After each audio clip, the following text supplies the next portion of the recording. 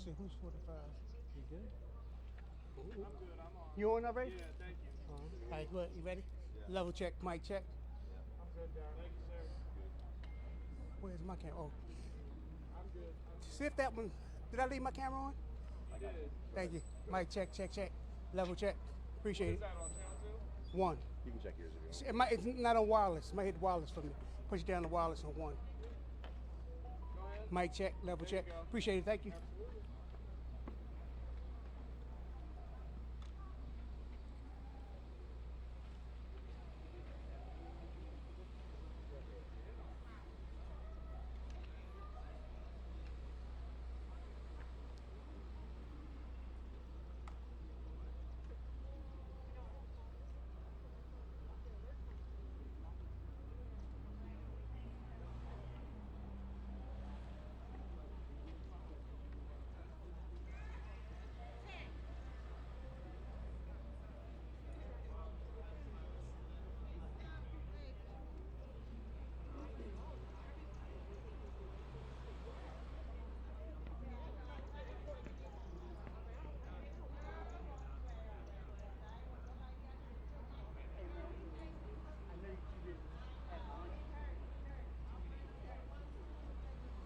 I'm sorry, but I ain't really wanting. I want to see if you got the picture that I sent you.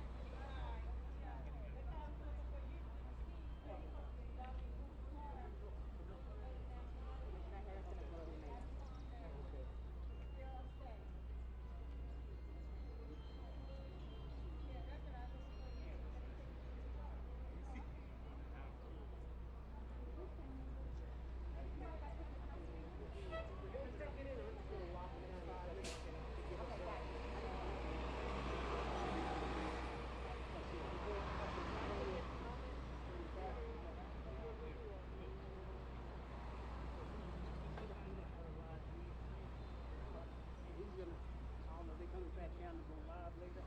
Once the recording get here, I don't know how he's gonna do it.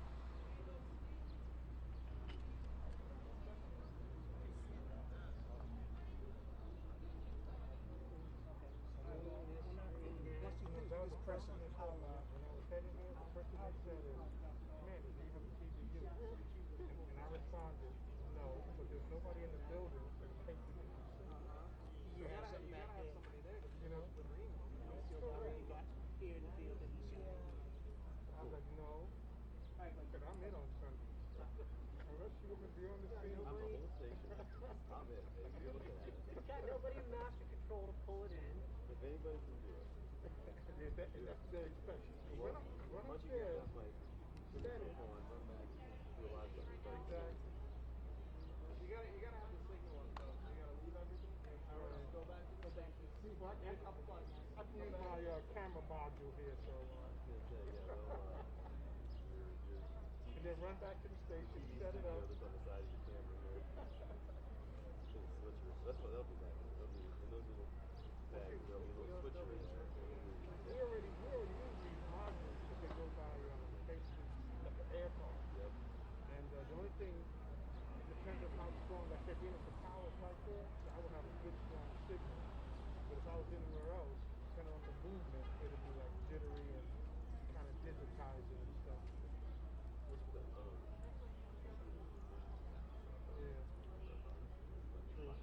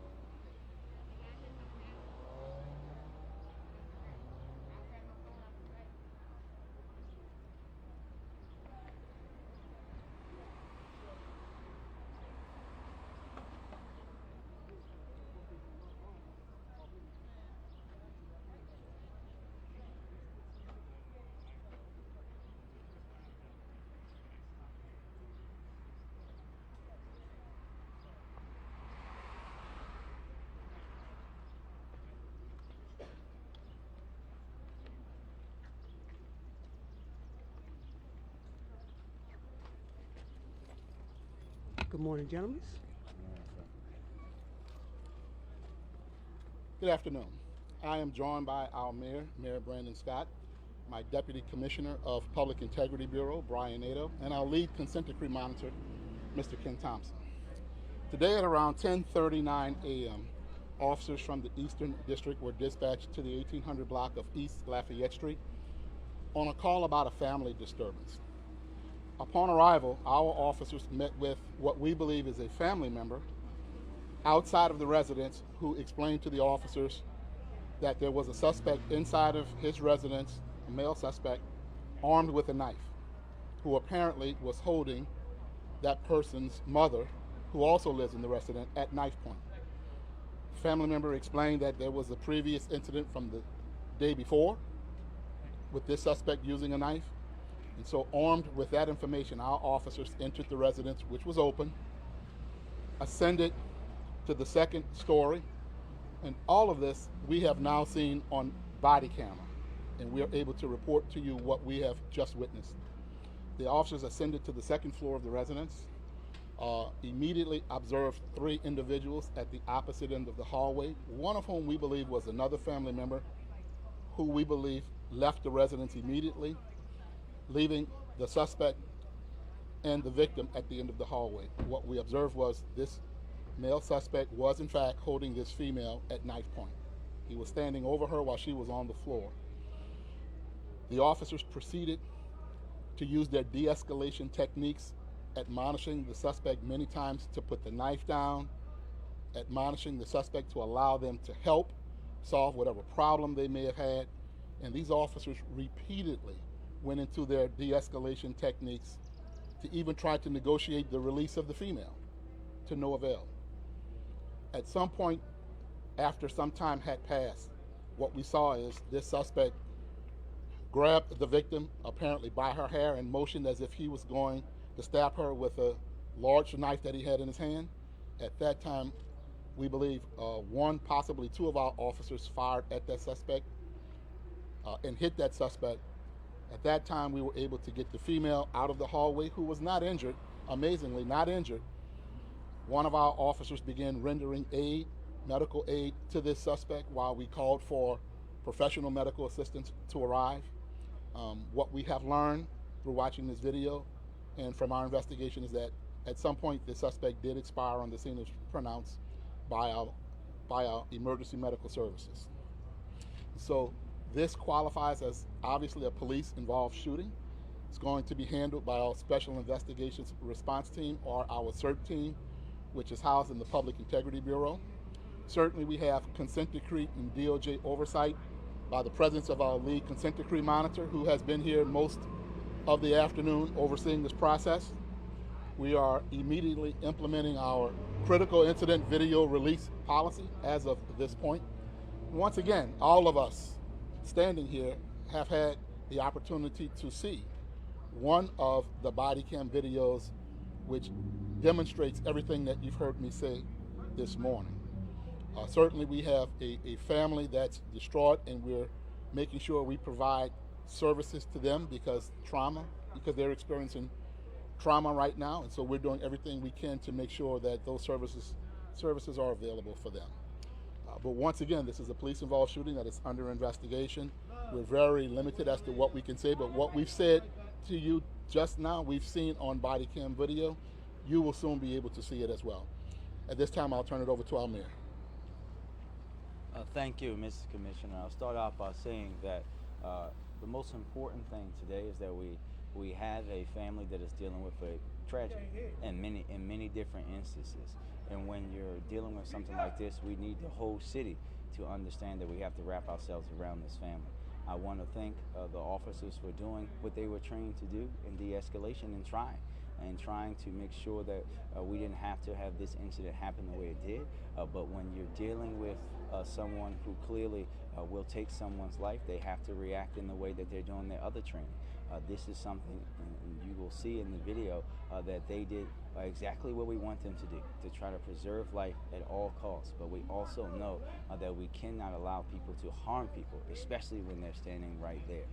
We will be sure to share that information, but it goes again to show how much work we have to do in all kind of ways, including dealing with intimate partner violence in our city in order to keep people safe. Thank you. This time we'll take a few questions.